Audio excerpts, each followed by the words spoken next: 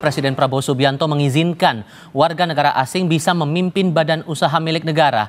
Hal ini dipertegas Prabowo dengan mengubah regulasi yang mengizinkan ekspatriat menjadi pimpinan di BUMN.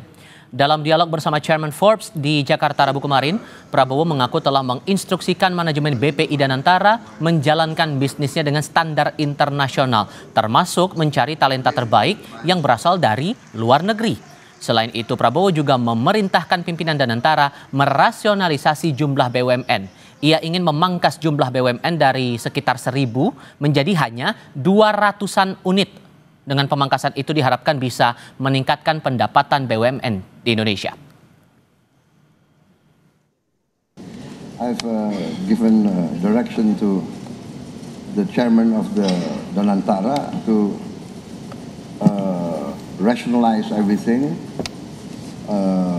cut down from the 1,000 state-owned enterprise maybe to more rational figure, maybe 200 or 230, 240,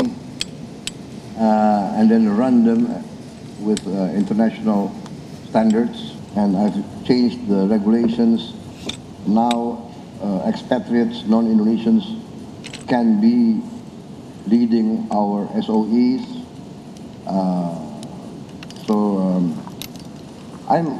I'm very excited. Menanggapi pernyataan Presiden Prabowo yang mengizinkan warga negara asing memimpin BUMN, anggota Komisi 6 DPR RI fraksi PDI Perjuangan Darmadi Durianto bilang hal itu diperbolehkan dalam Undang-Undang BUMN yang baru, sehingga menurutnya melalui pertimbangan Presiden, Kepala BP BUMN bisa mencari talenta dari luar untuk memperbaiki kinerja BUMN.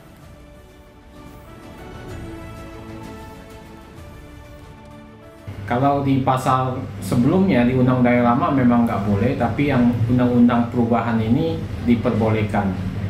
Nah, tentu saja ini pertimbangan presiden, karena kan semua harus persetujuan presiden pemilihan direksi dan komisaris BUMN.